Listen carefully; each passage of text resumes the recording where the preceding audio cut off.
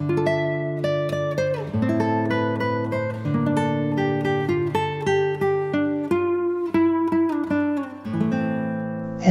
15. It's Europe, Jim, but not as we know it. The whole country seems to be in the grip of quiz fever. The United Kingdom, that is. Sorry, I had to take a short break from our travels, but after a few weeks' rest, I can't wait to get going again. If the price of liberty is eternal vigilance, the cost of recuperation seems to be quizzes on daytime television. The questions on geography are usually a safe haven for me, although I don't know who I am trying to impress with my silent erudition. In the land of the mechanically ventilated, nobody can hear you scream, let alone appreciate your answers. But I do have my grey areas, and the place where Eastern Europe stops and Western Asia begins is a big enough blind spot for any geognohemus. Is the dividing line between the two continents somewhere in the Urals? Or should that be the Caucasus? Is the highest mountain in Europe really in Russia, or should that be France? And where do Georgia and Azerbaijan stand in the whole sorry brain fog?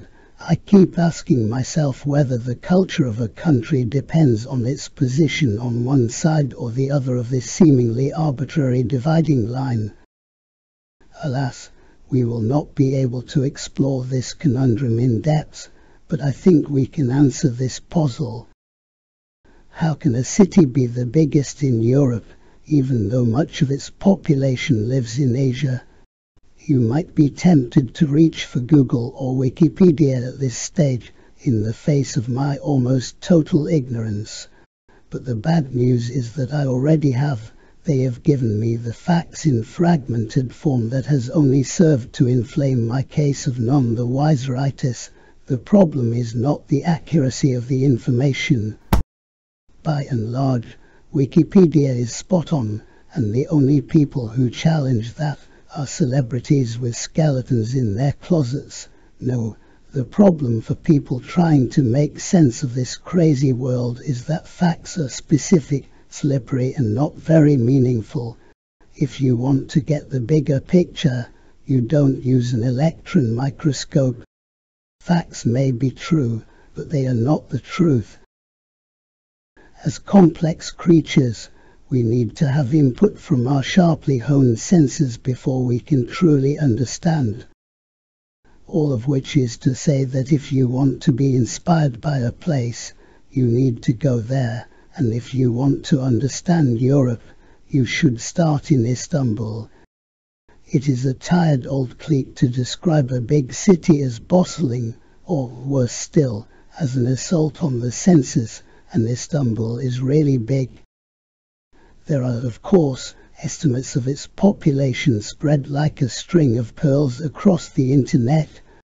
You can tell how inaccurate most of them are by the huge variations in the results.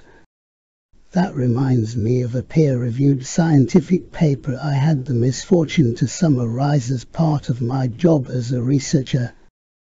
After an impressive description of context and methods, the 12 authors concluded that their hypothesis had a likelihood of between 2 and 68% of being right.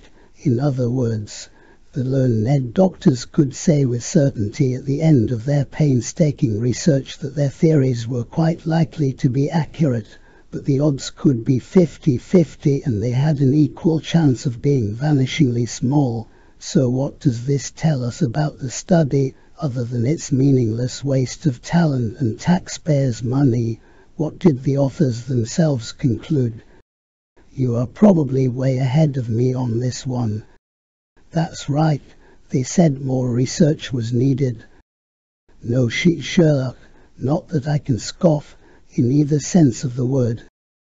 Opinions are divided on my one claim to small-scale parochial fame. I am not claiming that I am in any way unique outside my circle of friends. My skill is that I can blurt out some ridiculous assertion without engaging my brain, which I then feel duty-bound to defend, no matter how stupid it makes me look. I often get trapped into making a small bet, for charity of course. Such is the confidence of my victims. No one is more surprised than I am when I turn out to be right in every detail. The topic can be anything under the sun, ranging from the sublime to the Boris Johnson, and it certainly has nothing to do with my area of expertise, because I don't have one. To be honest, it's more of an embarrassment than a skill. I am a one-trick pony, but I pull that trick with shame. Why is that? I don't hear you say. The answer is threefold.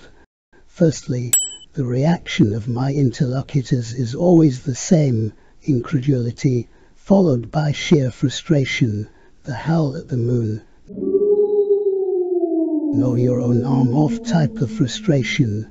This hits hardest the many people who are brighter than me.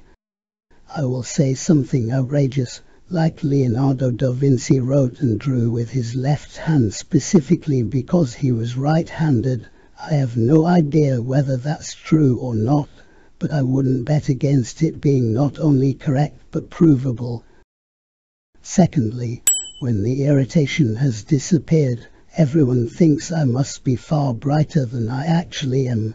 They expect me to know everything under the sun, whereas I actually know nothing except what's under a few quirkily placed parasols. Thirdly, and surprisingly, no less infuriating, is my record of informal wagers. Over the years, small-scale bets have accounted for more than £1,000 of donations to the charity Age UK. Of that, I have contributed £30.20, all of which is to say that the population of Greater Istanbul is not what it appears to be. The most ethically sound estimates cover the city's population on both sides of the Bosporus, the sea channel which in this neck of the woods is the border between Europe and Asia. Learned statisticians have applied clever algorithms to the latest available census and local surveys, and they have made their own estimates. However, if you take even the most evidence-based figures and scrutinize the small print with its caveat and confidence intervals, you will find that it's as much use as sticking your finger in the air to find out when the next earthquake is coming. This would teach you, as it has me, that you can't rely on the most impressive references in Wikipedia. The word confidence is a sick joke here. It's more like an interval from, sorry, I haven't a clue, trust me, I'm not just a pretty mask. The population of Istanbul is fast approaching 20 million, making it one of the biggest cities on earth. There are lots of reasons for the many underestimates, but the main ones are persistent tempest fugiting and the complex lives we humans lead. Even in the most orderly of countries like Japan or Estonia, let alone some of the chronically overgoverned cantons of Switzerland, where you will be fine if you leave your rubbish bins out, or if you flush the toilet at night, and where the neighbors are queuing up to shop you.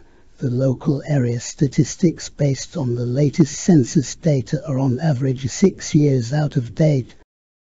If you ate food that fresh, you wouldn't need to worry about gastroenteritis. Our old friend Bertie botulism would get you first. But tardiness is not the main reason you can't trust a census. Even in a country as tightly controlled as Turkey, people don't necessarily tell their government the truth. Many will inevitably prefer to run the risk of serious punishment in order to stay under the radar. This is true even in China, and as for the census in India, even one of the biggest logistical efforts in world history is unlikely to yield accurate information, not just because of the trust issues, but because the Indian population won't stay still long enough to be counted. Despite its relatively efficient data gathering, Turkey has one factor which trumps everything else. The country is permanently at war, and as sure as night follows day and deck follows, and War creates refugees, fugitives from the law, fear and mistrust. Remember, you're not being paranoid if they really are all out to get you. This is my 4th time in Istanbul. I learned enough of the Turkish language to be sure I didn't want to learn any more. As a student, I shared a house with a Turk, and I have even done an interview, on brain science of course, with the international arm of their state TV channel TRT World. Before you ask, yes, it was broadcast, so, unusually, I am not talking out of total ignorance. As short break tourists, we tend to notice the things that are different between our everyday lives and the alien environment of the place we are visiting, and quite right too. Experiencing the shock of the new is one of the main reasons we endure the discomfort and expense of travel. Otherwise you might just as well stay in your house or spend your holidays on Finchley High Street. Some people are happy to restrict their own horizons, and perhaps there is nothing wrong with that. Different strokes for different folks, as they say in intensive care, but you have proved on our little cerebral journey that you are made of sterner stuff.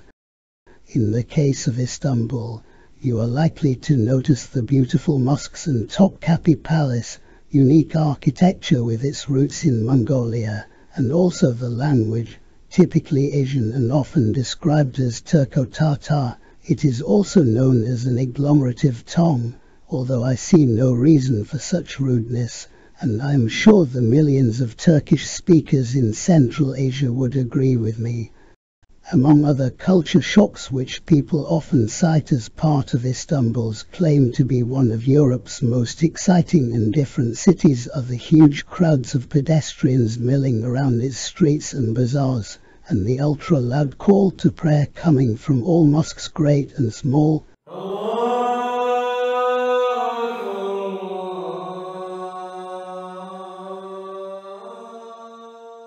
Loud enough to wake you up at the apparently godly hour of 5 a.m. Did I just say wake you up?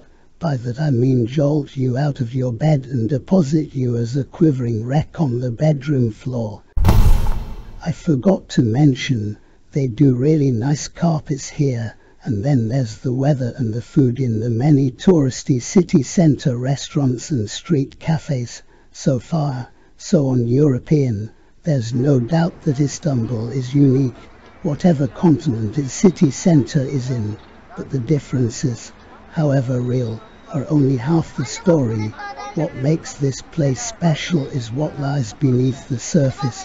Modern Istanbul is made up of 3 cities, and that's not counting the recent population explosion on the Asian side of the Bosphorus, that amazing arm of the Aegean Sea, which is itself part of the Mediterranean. First the ancient Greeks, then East Rome under the titles Byzantium and Constantinople, finally the Turkish invasion straight from the heart of Asia. It's not my job to unravel the history for you, or take you on a tour of the stunning monuments which bear testimony to the city's unique story. I would love to do both these things and more, but I'm too ill and too lazy to do anything but give my thoughts and let you do the sightseeing. And given the circumstances, you are damn lucky to get that. So here goes. Just now, I used the word. I called this place unique. That's a dangerous assertion. There are many dots on the world map which could lay claim to that accolade, but that's because their supporters are biased or don't know the difference between uniqueness and difference. A few more dodgy facts may help to define unique in this case. It snows more in Istanbul than it does in Manchester. The card game called Bridge was first played in cafes on the Galata Bridge, which spans the water of the Golden Horn. And as for the food, beware the Rickstein effect. I have always been a fan of cookery shows on the TV, especially since I was forced to give up eating. The subgenre of foodie travelogues is particularly exciting, as it combines 2 of my favorite things, and they have the extra advantage. for everyone except the presenter, of immunity from the digestive malaises which, sure as night follows day, cause the body of the incautious diner to evacuate from one end or another, sometimes both, from the time of the sainted Keith Floyd.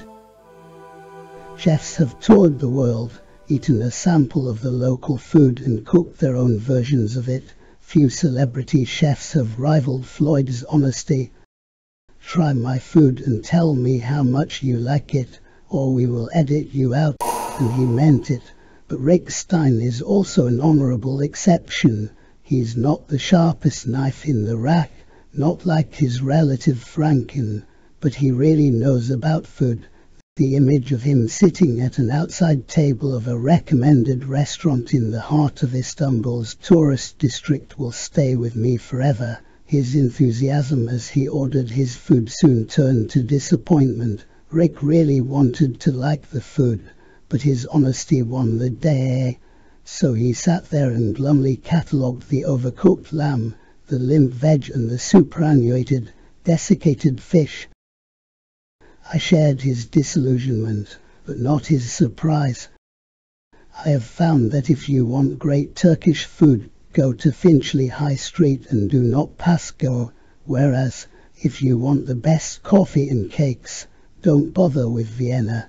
Istanbul's your place, particularly if you're looking for the biggest range of wedding dresses this side of Alpha Centauri, all of which might appear very confusing, but it really isn't. Cosmopolitan, steeped in history, surprising and amazingly diverse, that's a pretty good description of the continent of Europe. But I was thinking of Istanbul.